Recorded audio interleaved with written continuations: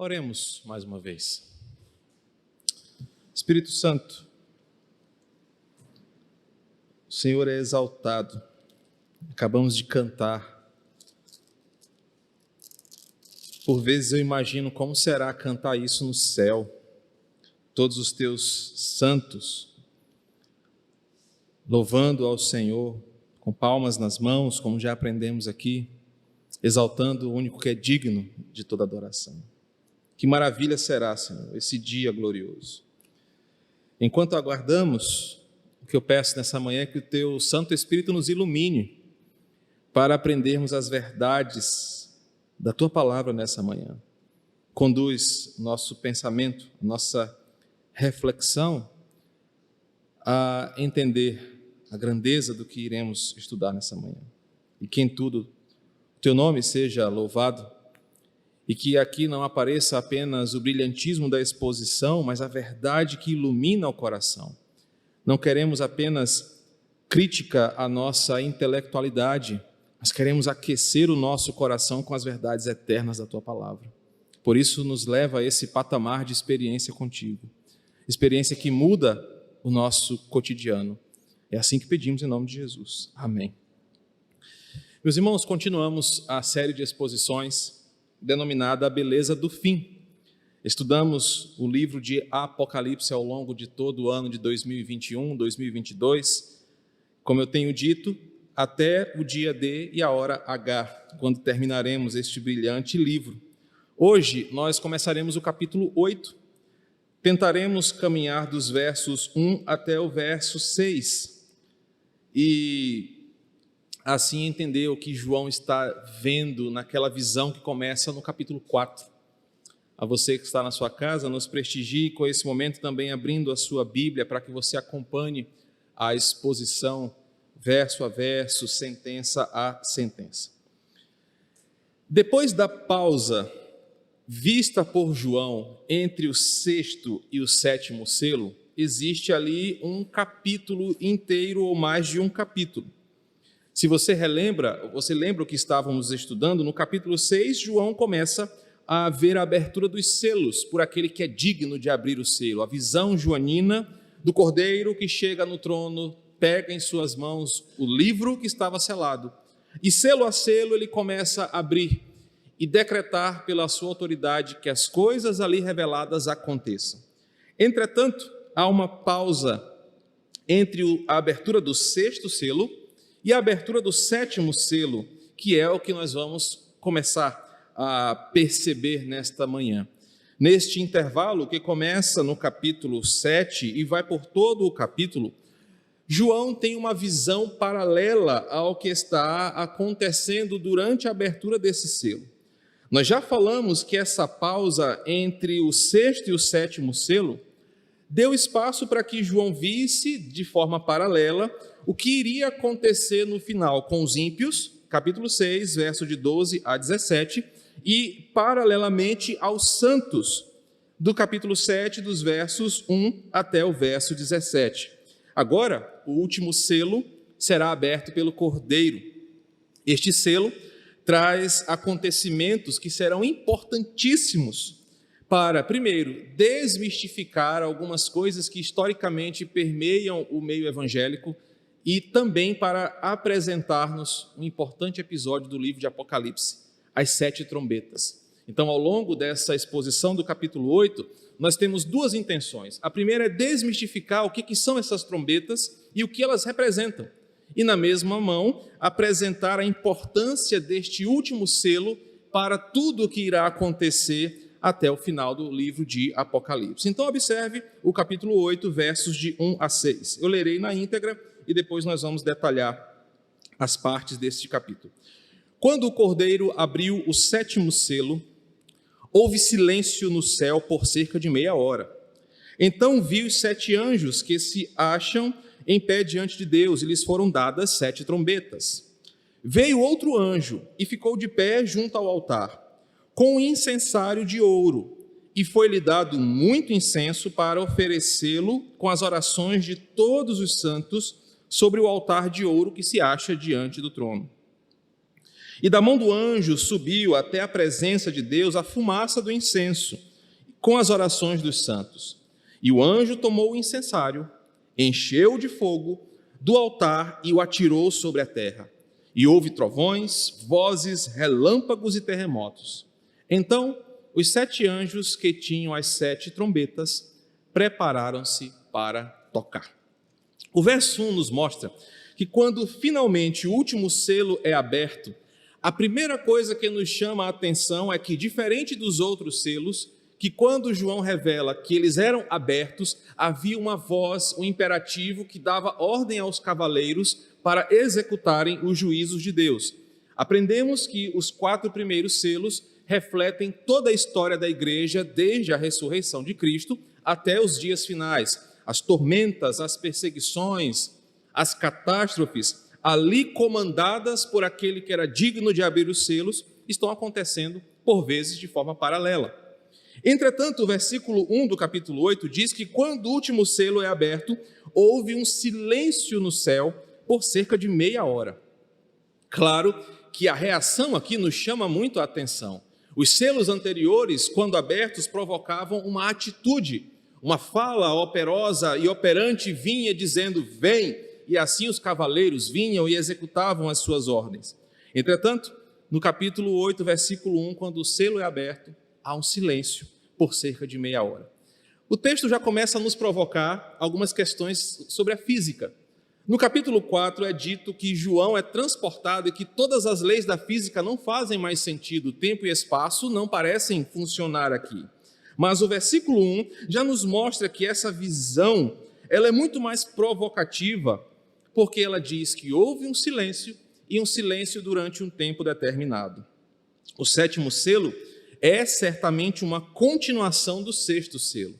Lembrando que todos os selos são acontecimentos, fatos, explicações que nem sempre são cronológicas, nem sempre são sequenciais, por vezes são paralelas, mas o 6º selo e o 7º selo têm uma conexão.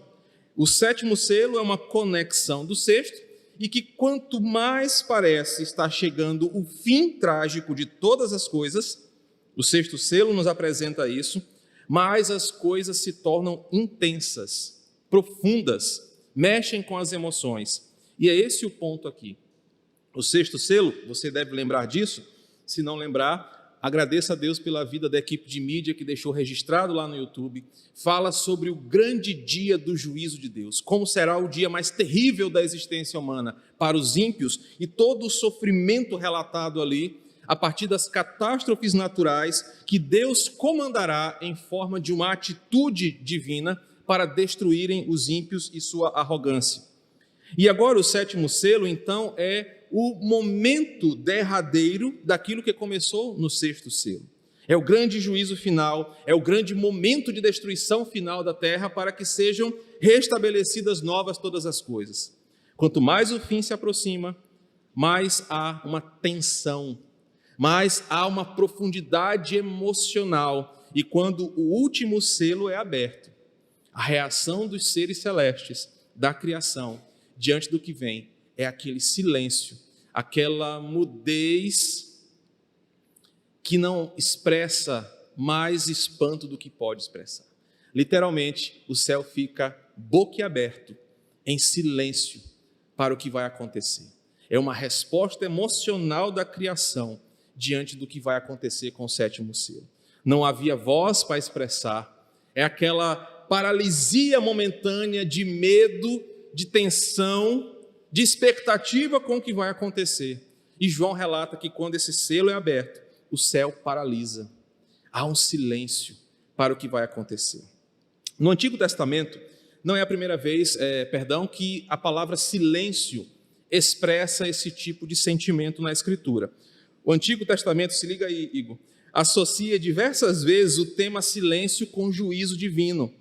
Por exemplo, quando você olha Zacarias 2,13, vai mostrar que a reação diante de um juízo de Deus é que o silêncio é a resposta emocional dos seres humanos. Hebreus capítulo 2, versículo 20, mostra que diante do juízo de Deus, do poderoso e majestoso Deus que vai falar contra a terra, toda língua se cala, toda boca se fecha em silêncio e temor.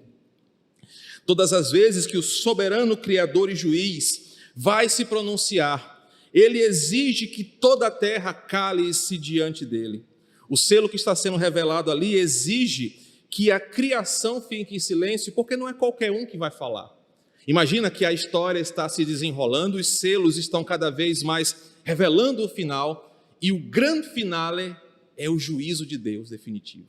Agora, ele vai falar. Ele, aquele Deus revelado no capítulo 4 e no capítulo 5 como grande Senhor de tudo, vai falar. E quando Deus fala, ele exige, cale-se diante dele toda a terra. Dobrem os joelhos, ergam as mãos, a gente canta isso aqui na igreja. O juízo divino vem e exige que o silêncio seja a resposta. Em Sofonias, capítulo 1, versos de 7 a 18, o silêncio é igualmente ordenado em conexão com o dia do juízo. Nessa hora, Hugo, irmão Luiz, irmão Edilson, Nixon, não terá refutações, não adiantará contra-argumentar.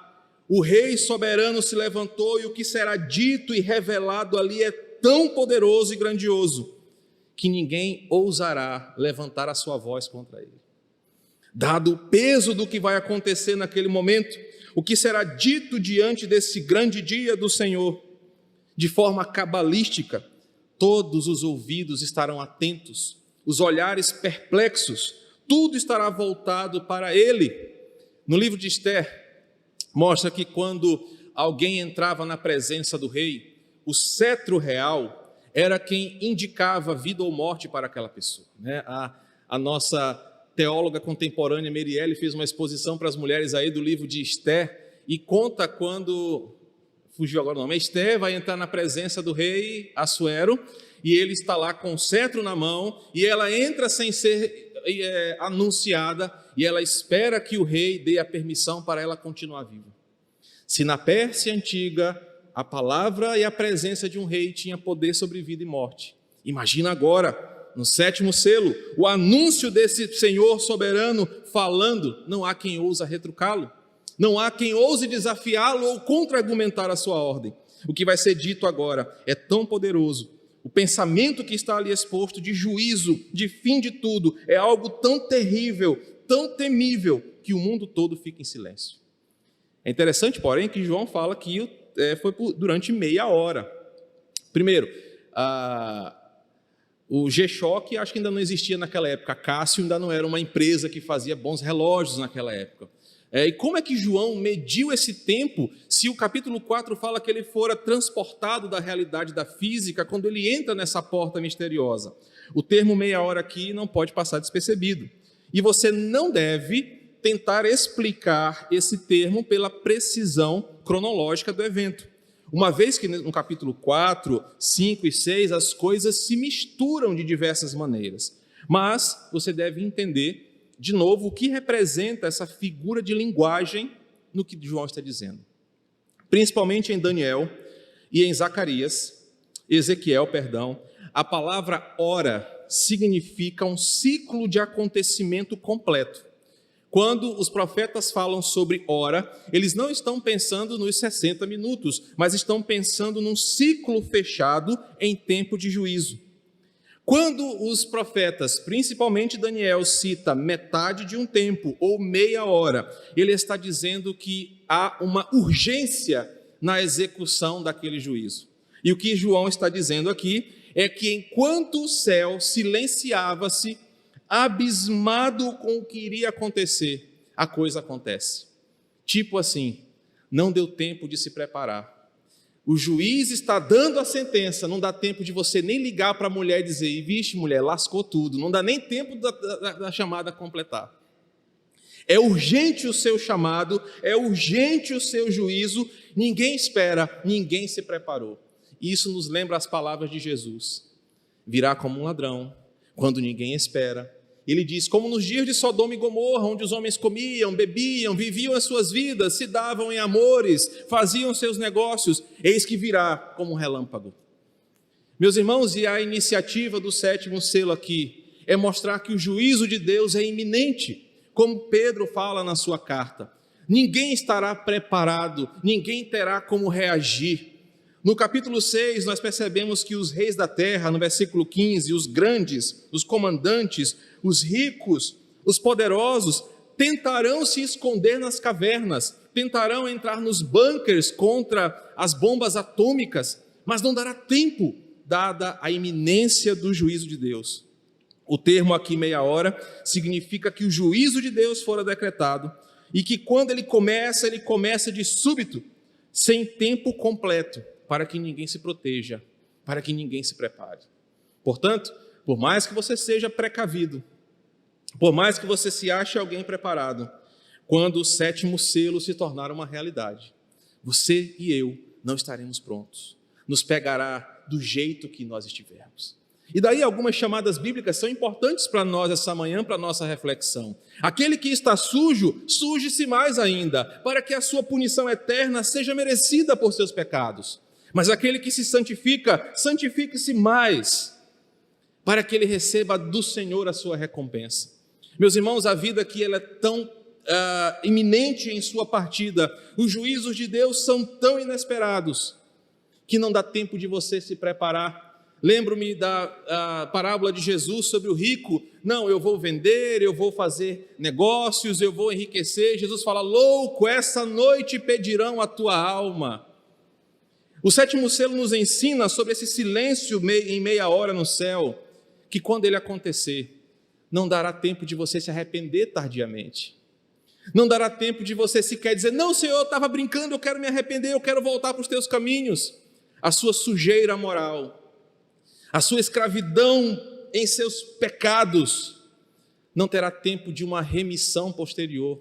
Você sentirá a dura mão do Senhor em seu juízo, porque Ele não anunciará para ninguém a hora desse juízo. O versículo 2 nos mostra então um verso que apresenta 7 figuras angelicais, que João vê que estão ali em pé diante de Deus, do seu trono, do seu altar, as quais são dadas a eles 7 trombetas. Novamente, o número 7 aqui é muito importante. Nós já aprendemos que o número 7 em Apocalipse tem uma simbologia. Os 7 candelabros, os 7 Espíritos de Deus, os 7 chifres. Toda essa numerologia tem um significado linguístico, poético para quem escreveu. Observe que o nome dos anjos aqui não importa. Se o nome do anjo aqui era Azazel, era Gabriel, era quem quer que seja. O importante aqui é que eles representam um número perfeito. 7 representam uma totalidade. Ou seja, possivelmente existem comentaristas que falam que as trombetas em número de 7 não são 7 trombetas literais, mas um anúncio completo do que vai acontecer. Outros afirmam que 7 trombetas, de fato, são 7 seres com 7 cornetas que serão tocadas. O importante do segundo verso é que a abertura do selo é anunciada com uma chamada real.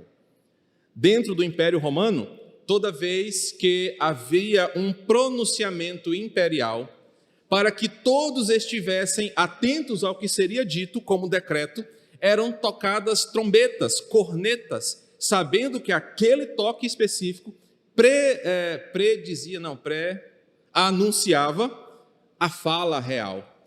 E o que representa aqui, no versículo 2, é que quando as trombetas soarem, não sabemos qual será a música que eles vão tocar, qual é o tom que é afinado essa trombeta, ou que melodia elas irão ecoar, mas será um anúncio universal, completo, representado aqui por 7 anjos, significando que toda a criação ouvirá esse toque, para que o ouvido se cale. Sabe quando a gente está assistindo televisão, vocês que gostam de assistir TV Globo, que ainda não se libertaram disso, aí começa o você já sabe que vem desgraça depois daquilo ali, aquele anúncio do plantão da Globo. A trombeta é exatamente isso. É aquela chamada do plantão da Globo, sabendo que o que vem depois é algo muito importante. Ele corta a sua novela, corta o filme, corta o jornal. Quando vem aquele break news, você sabe que vem um anúncio importante. As 7 trombetas aqui são, de fato, um anúncio. O que vem depois é muito importante. Cale-se toda a terra, ouça o que vai acontecer. O versículo 3, então, nos mostra que aparece um outro anjo. E é interessante a visão de João. Depois leia novamente do capítulo 4 ao capítulo 8, você vai perceber que João está vendo, eu expliquei isso aqui uma vez, um cenário acontecendo. Ele olha para um lugar, tem o trono, ele amplia a sua visão, ele vê um cordeiro, ele olha mais à frente e vê os anjos, os anciãos, os serafins, ele está vendo as coisas acontecendo. Agora ele olha 7 anjos. No versículo 3 ele olha um outro anjo, só que dessa vez, esse anjo não tem trombetas. Ele tem um incensário de ouro. E você deve imaginar ou lembrar, na sua época de católico romano, o que era o incensário. Detalhes importantes no versículo 3 é que nós não sabemos, de novo, quem é esse anjo. Primeiro, porque a figura do anjo em Apocalipse é apenas um mensageiro. Ele não precisa ter a sua identidade apresentada, porque tudo o que ele está fazendo aqui é cumprindo ordens, é servindo àquele momento. Então, nós não sabemos quem é esse anjo, por isso, antigas correntes teológicas que ensinam que esse anjo é Jesus Cristo, o mediador das nossas orações, eles estão historicamente errados.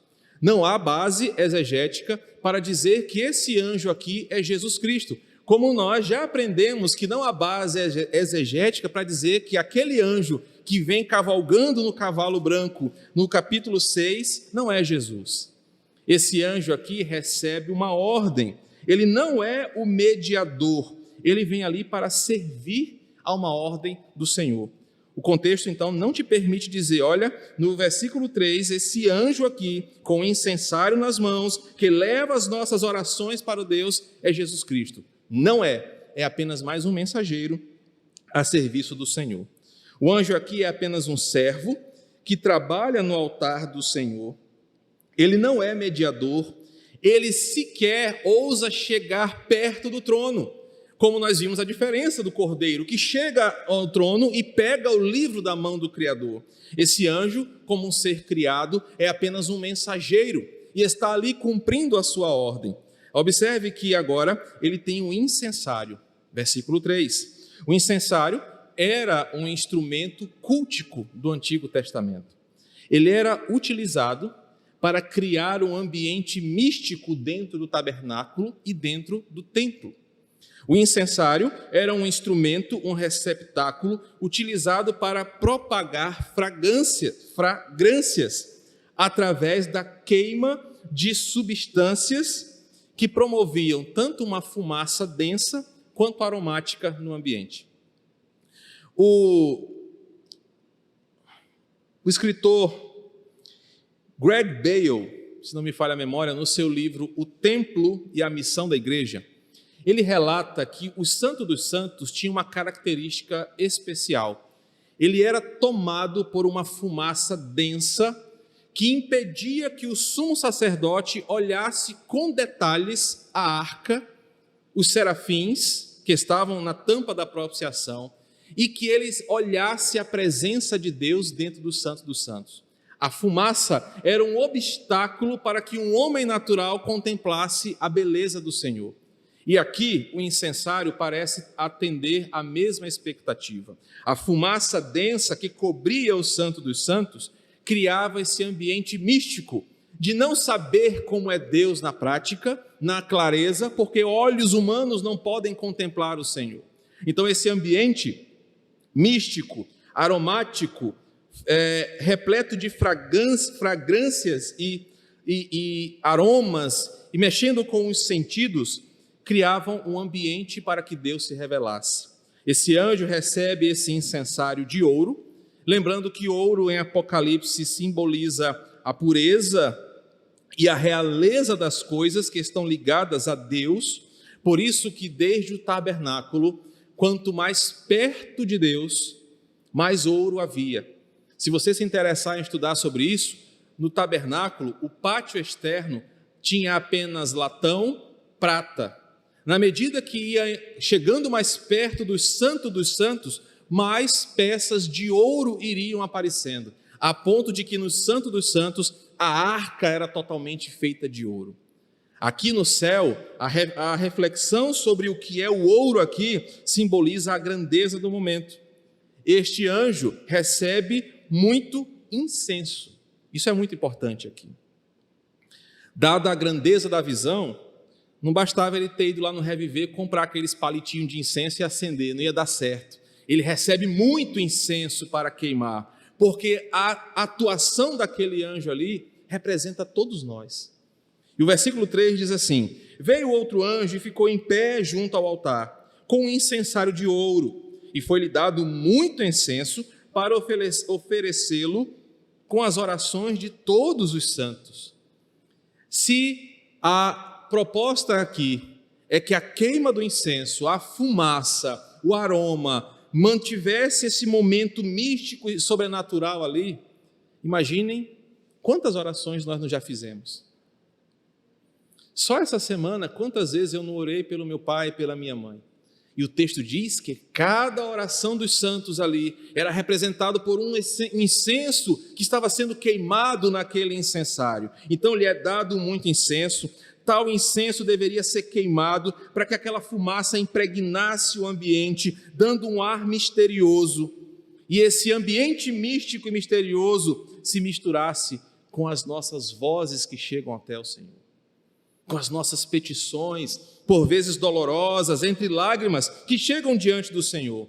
É nesse ambiente sobrenatural que a oração acontece, e esse é o ponto da nossa reflexão nessa manhã. Queridos, por vezes nós somos desafiados pela nossa incredulidade, de achar que as orações são palavras jogadas ao vento, de acordo com as psicoterapias, que as orações são apenas formas de extravasar os estresses e as tensões da nossa vida cotidiana. Mas não, Apocalipse nos mostra que a oração envolve um tom sobrenatural, místico, que assim como João, rompem as barreiras da fisicalidade e chegam até o Senhor.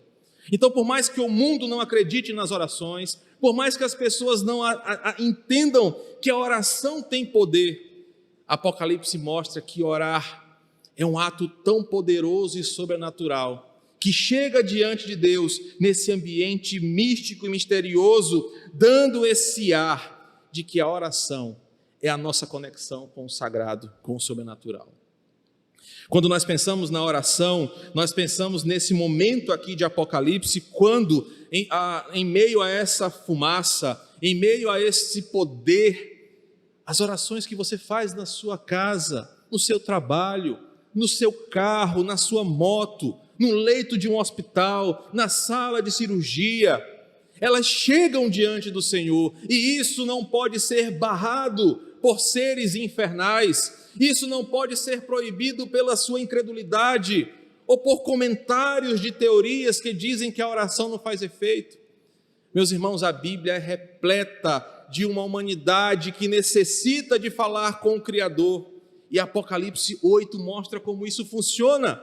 A sua oração chega diante de Deus, a minha oração chega diante de Deus, e chega num ambiente de adoração, de culto, e essa é a grandeza do Deus que servimos.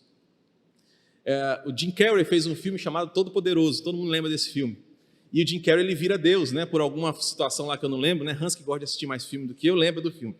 E tem uma cena icônica, né, hilária no filme, que o Jim Carrey está injuriado ali, estressado, um monte de gente falando no ouvido dele, ele é Deus, né? De repente ele acorda e tem um monte de gente pedindo um monte de coisa, e aí ele é um Deus muito sem vergonha, aí ele pensa, né, cara, eu vou ser esperto, eu vou sentar diante de um computador, e aí ele começa a responder todo mundo rapidinho, e aí ele se cansa, né, porque ele passa meia hora digitando, é muita gente pedindo, ele faz o quê? Bota um sim e dá o enter para todo mundo.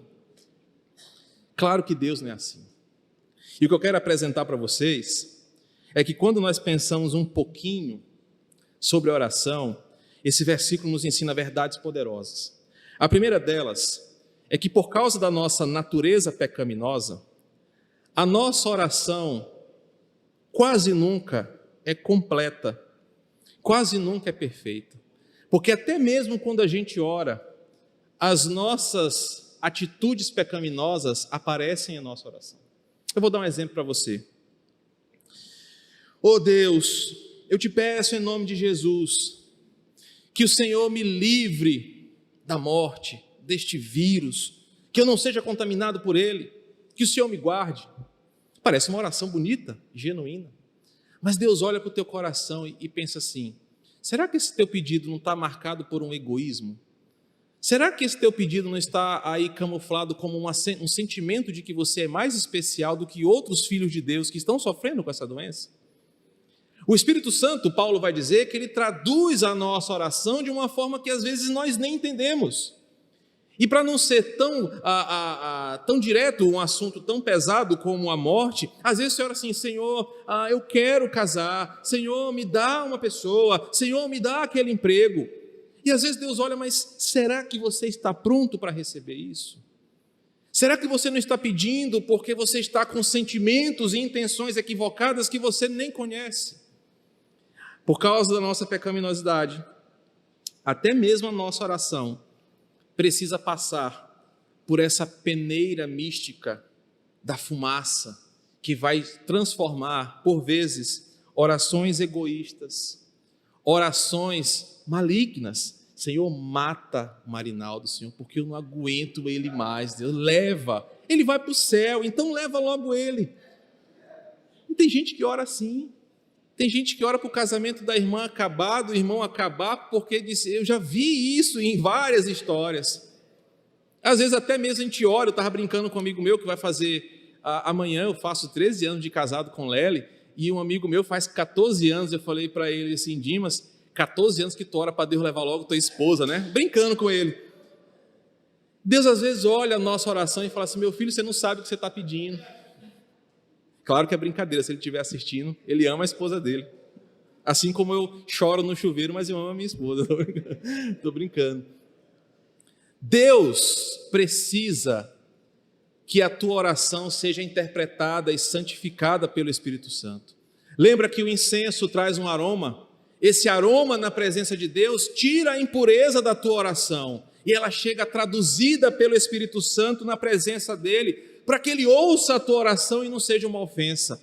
Por vezes você ora ofendendo o Senhor, por vezes você ora desprezando quem Ele é. Senhor, eu decreto a minha cura, Senhor, eu decreto a minha vitória. Quem é você? Quem sou eu para decretar alguma coisa diante de Deus? Essas coisas chegam no ouvido de Deus como uma ofensa. Senhor, eu não aceito essa doença, Senhor, eu não aceito essa pobreza, Senhor, eu não aceito essa feiura. Quem é você para dizer alguma coisa diante de Deus? E às vezes Deus olha o seguinte: olha, essa tua oração é desrespeitosa, essa tua oração me ofende, essa tua oração não sabe contra quem você está falando ou pedindo. E o aroma aqui é importante, porque traduz o que eu não consigo dizer, limpa o que a impureza do meu coração por vezes pede diante de Deus. É importante você pensar em afirmações bíblicas sobre a oração. Eu falei que a primeira coisa é que a nossa oração ela chega por vezes deturpada diante de Deus. Desejos que nós nem entendemos no nosso coração e que às vezes externamos em orações pecaminosas, que Paulo diz em Romanos capítulo 8, que é o Espírito Santo quem intercede por nós. Uma outra afirmação é que a Bíblia diz que você não sabe orar como convém. Por mais que você pense que você está orando do jeito certo, a Bíblia diz que você não sabe orar, porque você só enxerga o que os seus olhos podem ver. Deus enxerga coisas lá na frente que você nem imagina. Uma outra afirmação importante: nossas orações, por vezes, são motivadas por questões duvidosas do nosso coração. São motivadas por questões, às vezes, muito mais egoístas do que para a glória de Deus. E por isso, essa fumaça, o incensário, elimina esse odor do pecado. Outra afirmação: a oração é um tema tão importante para Deus, porque chega na sua presença. Meus irmãos, eu e você não podemos chegar presencialmente diante de Deus. A Bíblia diz que nós não podemos ver o Senhor e viver, mas a nossa oração chega. A nossa oração chega até Ele. E como a oração chega diante de Deus, ela é algo muito importante. Ela é algo muito poderoso. E por isso você deveria levar mais a sério o que é a oração. Você deveria levar mais a sério o benefício e a responsabilidade que é orar. É o que nós estamos estudando domingo à noite, a oração das orações. Orar é algo tão importante que você deveria pensar 2, 3, 4, 5 vezes antes de orar.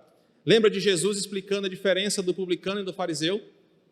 Senhor, eu te dou o dízimo do capim que nasce no meu quintal. Obrigado porque eu não sou igual a fulano, a Beltrano, eu sou santo. Enquanto que o publicano, o texto de Lucas diz, ele nem sequer olhava para o céu. Ele só batia no seu peito e falava: Senhor, me perdoa, porque eu sou um pecador. Meus irmãos, a oração é um assunto tão importante para o crente, porque as tuas palavras, as minhas palavras, deveriam chegar de forma agradável e que perfumasse o ambiente do Senhor.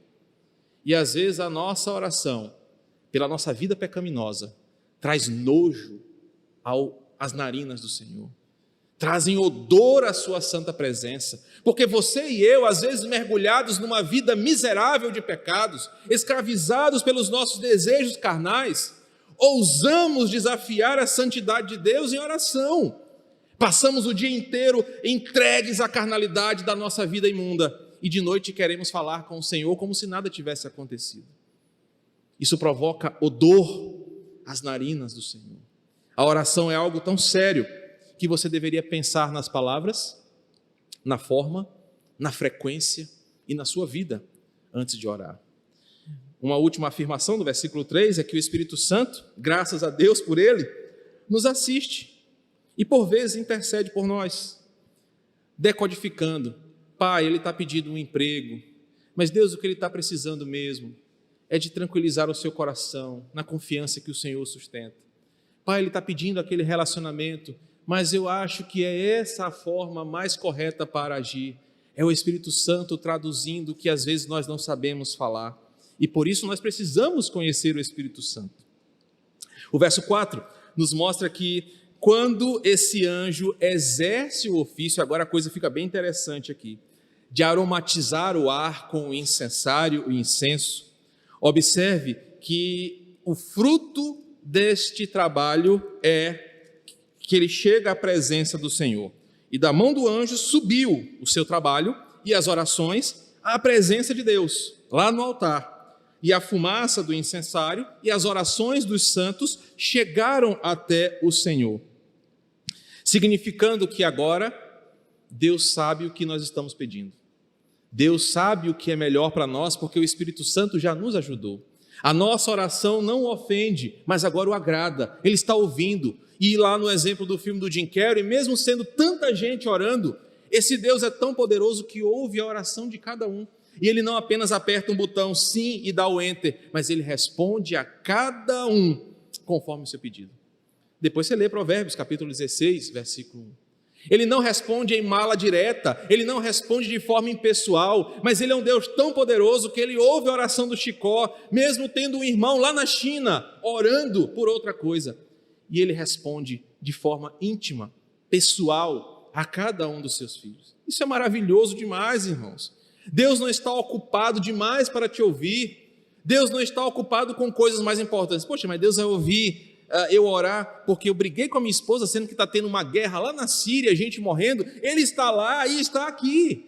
Ele responde lá e responde aqui do mesmo jeito, porque ele é Deus. E um dos seus atributos é a onipresença. O versículo 4 nos mostra que a nossa oração chega diante dele, e ele não fala o seguinte: Deus não tem um WhatsApp que ele cancela aquela função do azulzinho para você perceber que ele não viu. Ele vê e responde. Ele age no tempo dele. Ele não deixa você, não, a irmã Gracinha essa semana nem orou muito, não, depois eu falo com ela, eu vou preocupar aqui com a irmã Rosinalva, que essa semana minha filha orou foi muito. Ele responde aos seus filhos de igual forma, porque ele é Deus. O versículo 4 nos ensina também que, por um instante, precisamos perceber que a oração é um assunto tão sério que demanda uma força-tarefa. Você fecha os seus olhos e ora. Você não imagina a logística do céu para que a oração chegue até Deus. É anjo com incensário, é o Espírito Santo, é uma guerra espiritual. A oração é algo maravilhoso. Não é só fechar o olho e blá, blá, blá, blá, blá. Existe uma força-tarefa no céu para que Deus ouça, responda e faça a sua vontade na sua vida. Meu irmão, orar é uma coisa muito séria para Deus e deveria ser para você. Orar é uma coisa tão poderosa para Deus que você deveria valorizar mais esse tempo na sua vida. E por que você tem se lascado todinho? Porque você não ora. Porque você toma suas decisões e depois quer que Deus conserte os seus problemas. Você não se dedica em oração. Nós somos tão agoniados nessa vida corrida imediata que a gente não para orar. E alguns irmãos aqui sabem que durante as 2 últimas semanas eu fui muito atacado com um coração apreensivo, e a insônia foi minha companheira durante vários e vários dias. Minha esposa, coitada, sofria junto comigo, porque eu não conseguia dormir, apreensivo, preocupado, nervoso. Mas, irmãos, se teve uma coisa que eu fiz, e Deus é testemunha, eu nunca orei tanto na madrugada. Não é porque é especial, não, é porque eu não estava com sono. Eu orava tanto até que o sono chegasse. E esses dias me ensinaram o poder da oração. Não que agora eu sou mais espiritual e se eu orar as coisas vão acontecer, mas ensinou que a oração é o combustível de uma vida de fé, que a oração é o veículo que eu tenho para falar com o meu Deus. Às vezes você gasta horas falando com a sua namorada, horas falando com a sua esposa, com os seus amigos e com o seu Salvador, o seu Senhor. Você é um mero religioso hipócrita que faz uma oração mecânica, sem emoção, sem coração cativo em adoração. Nunca mais derramou uma lágrima diante do Senhor, nunca mais abriu o seu coração sem hipocrisia, saiu da superficialidade, nunca mais você se deleitou no prazer da oração. A oração é algo muito sério, que se você entendesse a profundidade, você não seria o mesmo. O versículo 5 agora vai nos mostrar o resultado desta obra. O versículo 5 diz assim: então o anjo tomou o incensário, encheu de fogo do altar e atirou sobre a terra. Finalmente as orações dos santos chegaram até Deus, e essas orações agora são respondidas. A oração aqui em situação é a oração que é feita no capítulo 6, no versículo 10. Especialmente, João está vendo a resposta do capítulo 6, versículo 10, quando aqueles santos que estão debaixo do altar, versículo 10 do capítulo 6, estão orando e perguntando: até quando, Senhor? Quando o Senhor não vai julgar nem vingar o nosso sangue? João está ali vendo a resposta de Deus a essa oração. E percebam que o que vai acontecer é que, em resposta a essa oração, Deus falou: hoje eu respondo. E a resposta é o juízo de Deus. Perceba aqui a complexidade de Apocalipse. Ele está no capítulo 8, vendo o capítulo 6. Então, por isso que não dá para montar uma cronologia. Quem faz isso erra interpretando Apocalipse. Os santos oram no capítulo 6 e agora a sua oração é respondida. Deus ouviu a oração e deu a ordem. E o que acontece? O anjo pega fogo do altar e atira sobre a terra. E eu tenho estudado muito os elementos naturais usados por Deus para juízo. Falei isso sobre como João vê o desastre do 6º selo, terremotos, tsunamis. Eu falei isso no capítulo 6. Agora eu quero que você perceba de novo que o que vai acontecer é que Deus, o anjo, pega alguma coisa do céu e lança sobre a terra, talvez significando que esse fogo que vem do céu possa ser a queda das estrelas, um meteoro, um corpo celeste que vai cair do céu, que vem do céu, sobre a terra, causando morte e destruição em nível global. Isso é apenas uma teoria, é apenas uma possibilidade de interpretação de Apocalipse. Uma causa natural usada por Deus para a destruição. Observe de novo que há uma relação no versículo 5. Houve trovões, vozes, relâmpagos e terremotos. E é impressionante perceber como que esses fenômenos naturais, principalmente terremotos, se repetem em Apocalipse como a grande destruição do mundo. Dando um sinal, eu expliquei a sequência no capítulo 6, depois você assiste lá no YouTube, como que a queda de um corpo celeste provocará um terremoto que vai gerar maremotos, que vai gerar erupções vulcânicas, vai mover as placas tectônicas e haverá uma destruição natural global. É impressionante perceber que, de novo, relâmpagos, fogo do céu, são os meios de destruição desse mundo no juízo final. Capítulo 4, versos 5, 11, 19, 16, 18, Isaías 29, Lucas 21, são exemplos dessas causas. Então, como resposta a essa oração, Deus finalmente responde dizendo: é hoje que acontece o dia final. Agora, já que o céu está em silêncio, ouvindo a resposta, e por isso que houve um silêncio no céu, Deus disse: é hoje.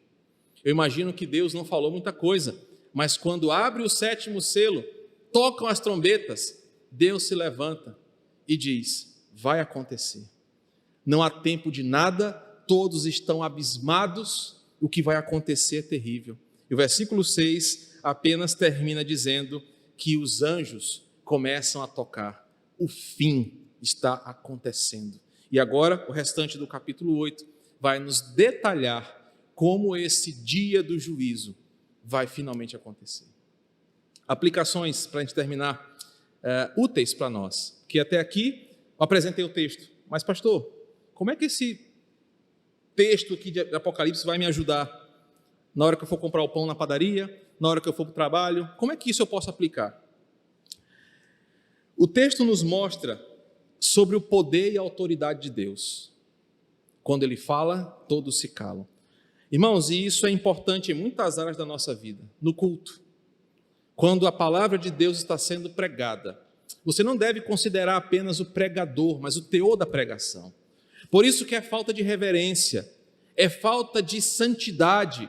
O pregador está expondo a palavra de Deus e você está mexendo no celular, você está perambulando pela igreja, é uma sede que não tem fim, é um prego que surge do banco que fica furando os irmãos. Quando Deus fala, nós devemos nos calar diante da sua voz. Isso reflete na exortação pela palavra. Quando o seu pastor, seu líder, seu irmão em Cristo está usando a palavra de Deus para lhe corrigir, abra seus ouvidos, cale a sua boca, não tente retrucar. Ouça a voz de Deus para o seu bem e para o seu auxílio. Quando Deus fala, nenhuma voz pode interromper a sua voz.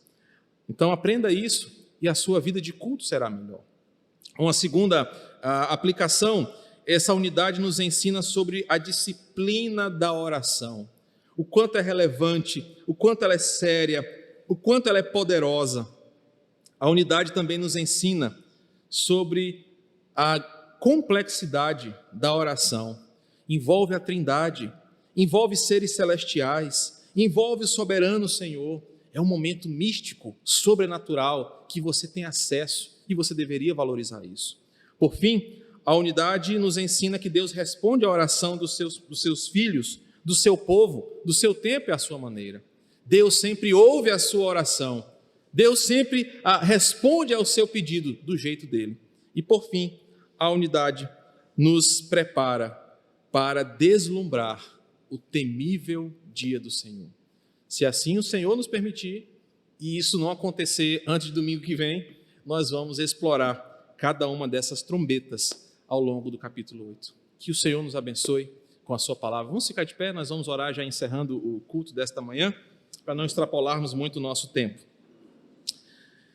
Querido Senhor, graças te damos pela tua palavra exposta a nós nessa manhã, que nos revela grandeza, poder, glória e a beleza do fim da história que o Senhor construiu e escreveu. Que os ensinamentos dessa manhã nos levem para mais perto do Senhor em santidade, em oração, em humilhação e também a submissão ao teu poder. Que passemos a ter mais reverência à tua voz. Que nossa boca se cale quando o Senhor fala conosco. E que os nossos ouvidos se abram para ouvir os teus juízos e decretos. Obrigado pelo teu Filho amado Jesus, que por sua obra redentora nos deu livre acesso ao Senhor. E hoje as nossas orações rompem as barreiras da física e chegam no teu altar, misturado ao incenso, ao aroma que se torna agradável a ti. E do céu o Senhor manda a resposta como bem lhe apraz. Que bênção é para os crentes essa verdade, que alívio para a nossa alma é essa certeza. Nos dá um domingo, dia do Senhor, abençoado em nossas famílias, em nossas casas, aproveitando o dia para te adorar em santidade, em comunhão com a tua noiva, com a tua igreja, e que possamos à noite nos reunirmos para celebrar ao Rei dos Reis e Senhor dos Senhores. A graça do nosso Senhor Jesus, o amor de Deus nosso Pai e a comunhão do Espírito Santo do Senhor estejam com todos nós, hoje e sempre. Amém. Deus nos abençoe, meus irmãos. Nos vemos hoje à noite.